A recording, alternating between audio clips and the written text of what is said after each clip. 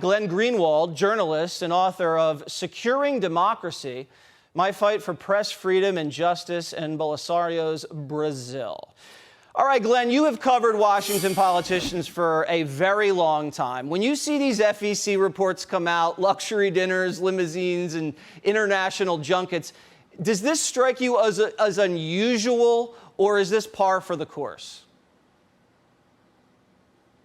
Yeah, it's absolutely par for the course. I think one of the more interesting aspects of Trump's successful 2016 campaign, both in the primary season as well as the general election, was when he talked about draining the swamp. He was talking about both political parties because both function exactly on the kind of legalized corruption and sleaze that you just detailed at length that Congressman Swalwell uses, and the close connection between the Washington elite on the one hand and Arab despots on the other, like Qatar and the United Arab Emirates and Saudi Arabia and Egypt, are things that both parties have been feasting on for many years, and then they come back to the United States and proclaim to care so much about human rights when it comes time to do regime change. So yeah, I think that's part of it, and I also think that one of the reasons why people don't trust the government is because they see behavior like this. And, you know, the irony is that Congressman Swalwell was one of the most fanatical Russiagators, raising every insinuation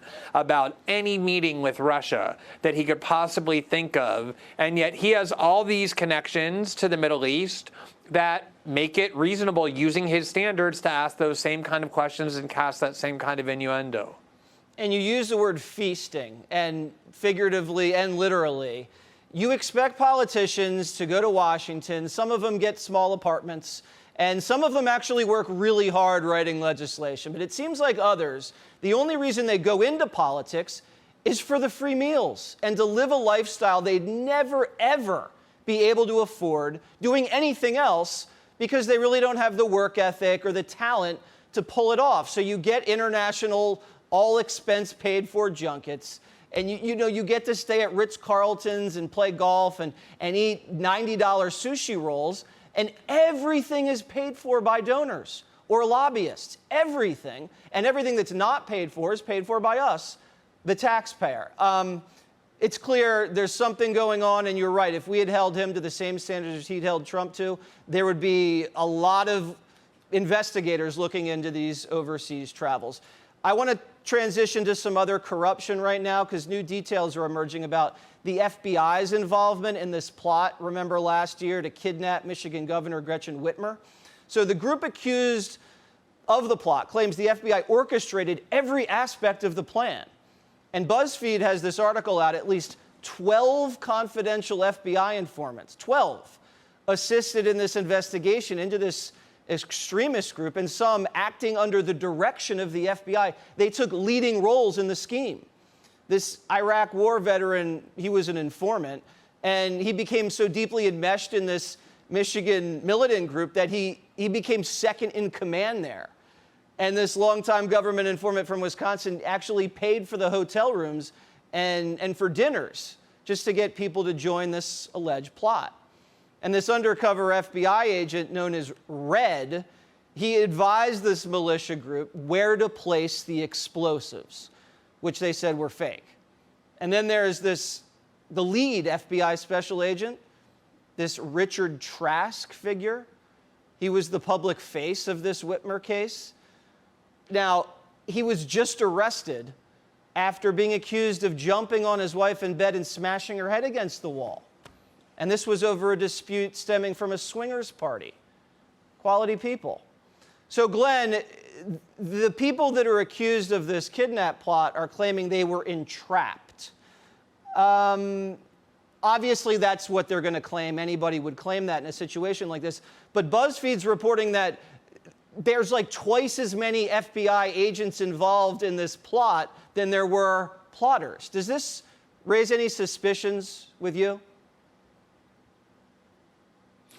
It raises a lot, and I'll tell you why. I regard what the Biden administration is currently doing as the second war on terror, but this one is focused domestically at American citizens instead of at foreign organizations. But the tactics being used are very similar to the ones used in the first war on terror. And I've reported, Jesse, I don't know, on a dozen cases or so, very similar as part of the first war on terror, where the FBI would boast in this flamboyant way that they had broken up some dangerous plot being formulated and about to be implemented by American Muslims. And every time you looked, every time, it turned out that the people who designed the plot, who came up with the idea of where to attack, who funded the operation, were FBI informants or FBI agents. They were embedded all the time in these plots, not just in a way that they learned about them and then infiltrated, but that they actually manufactured and orchestrated them. And the question for me was always, if it's really such a grave threat, this threat of domestic Muslim terrorism, why does the FBI keep having to create its own plots? Why aren't they finding ones that they themselves aren't orchestrating? And that's the same question that I have here. If it's true that, as they're now saying, that anti-government right-wing groups or domestic extremist groups are the greatest threat to national security, which is what Biden and the intelligence community are saying, greater than ISIS or Al-Qaeda or anyone else or China or Russia, why do they need to go and manufacture a plot and put in people's heads the idea, let's go kidnap Governor Whitmer?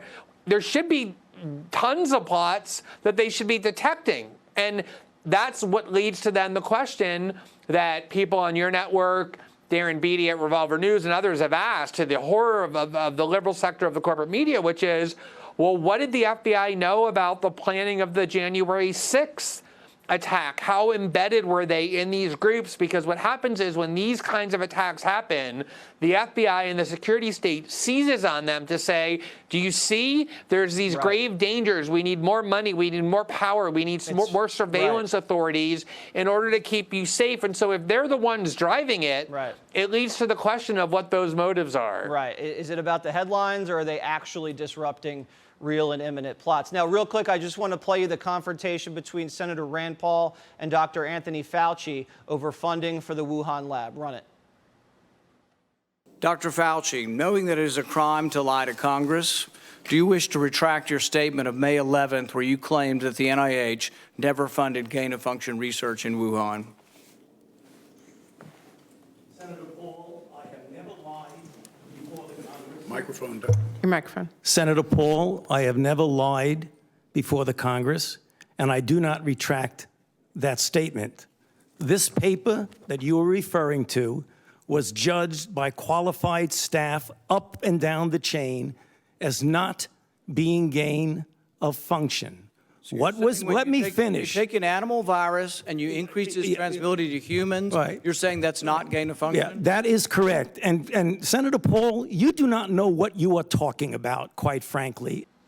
Well, he does, and Fauci's playing word games to obfuscate the funding that did go into this gain-of-function research. So let's just take the politics out of it. You got 30 seconds left, Glenn.